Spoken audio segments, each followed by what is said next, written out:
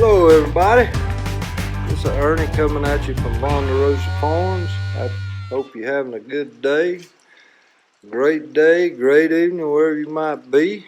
I'm having a pretty good day. It's been really hot here. It got up with a heat index like 103, 104. I'm down here in my garage.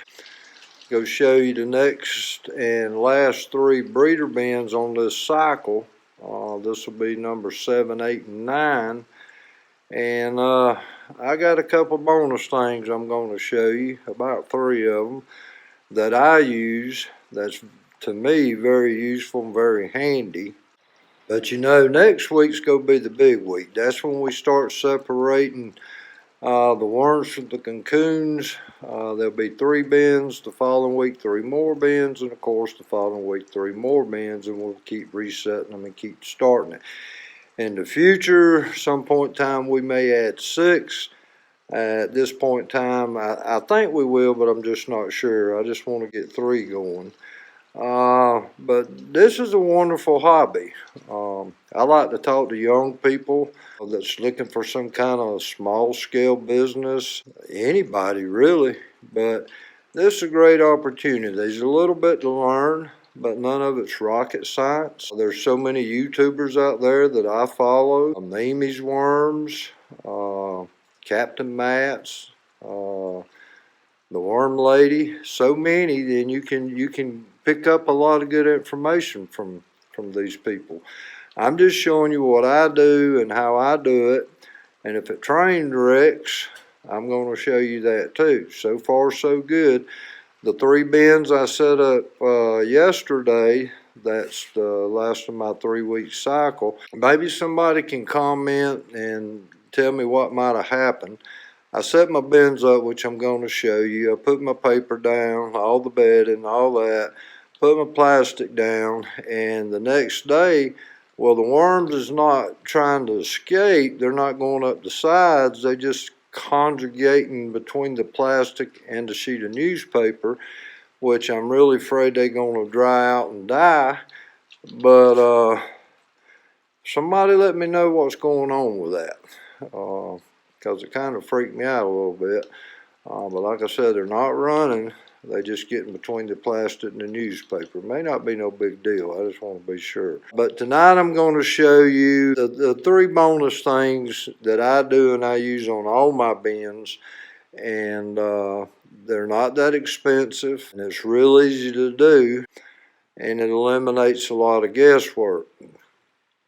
But back to, you know, being a good small business, you can start with 100 worms. I've seen sites that sells 100 worms. You can start with a quarter pound, half pound, a pound, 5 pounds, whatever pounds you want to start with. You don't just have to use breeder bins. You can build bins. I've seen them build out ice chests. I got one in the chest freezer. I got 3 or 4 in the ground in my rabbit barn. I'm building another one that I'm going to show you a video on that. And when I get it built, I'm building one more like that. So watch some videos and get interested. It's really fun. It's got a lot of potential. You can start as small or large as you want. You know, I do suggest start out small and learn what you're doing. But there's a great market for worms, for composting, fishing. There's a great market for the castings. They call it black gold. Put some of that in your garden and watch it. It will grow. So let's get started here, and I'm going to show you where we're at right now. Okay, y'all. I'm going to show you the 3 tips, the 3 things that I use that I think makes the difference in the world, takes a lot of guesswork out. But if you're just starting out, you don't have to have that. And I'll tell you why as I go through this and explain. Let's just look at this bin right here. Okay, this right here, the first thing is a simple temperature gauge. If you're breeding worms, hatching cocoons, you really want to keep that, what I understand is around 80, 81. Okay, This little critter right here, I ordered it offline. It was less than 20 bucks. But let's just stick it in there and give it a second and see what we've got.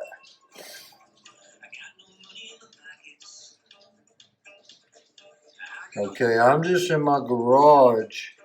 I got no heating pads hooked up, and I'm looking like about 76 degrees, which I can live with that.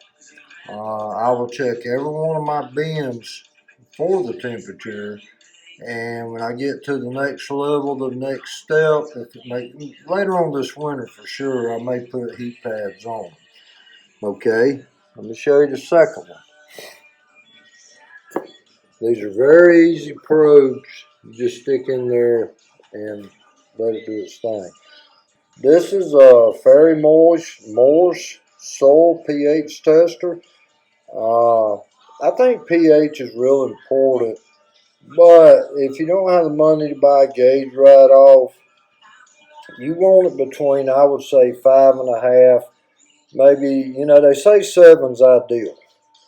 If it gets down a little bit, 5.5, 6, you can adjust that by just adding lime, Domalite lime, if I said that right, which I probably didn't. But let's just check this and see what our pH is in this bed.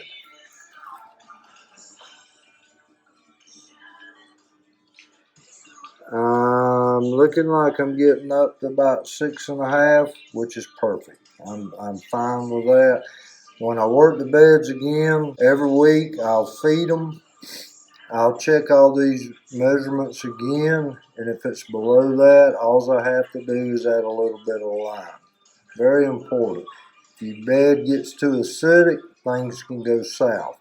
If your bed gets too wet, things could go south. And in a breeding bin or cocoon bin, I mean standing water in the bottom where stuff can sour, especially if you're feeding kitchen scraps. And that's another great thing is these worms will eat them up, but you got to be careful what you're feeding and how much, or it can make your bed possibly go acidic. The last one I use,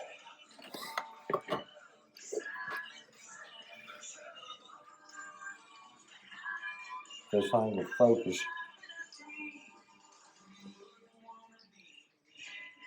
is my moisture meter.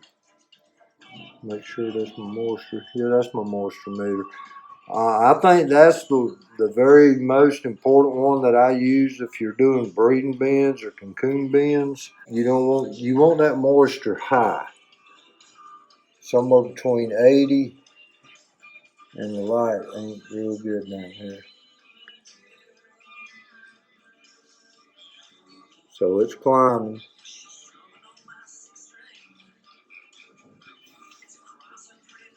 I'm right at 80 in this bin, which is plenty good. If it was 70, I would be wetting it.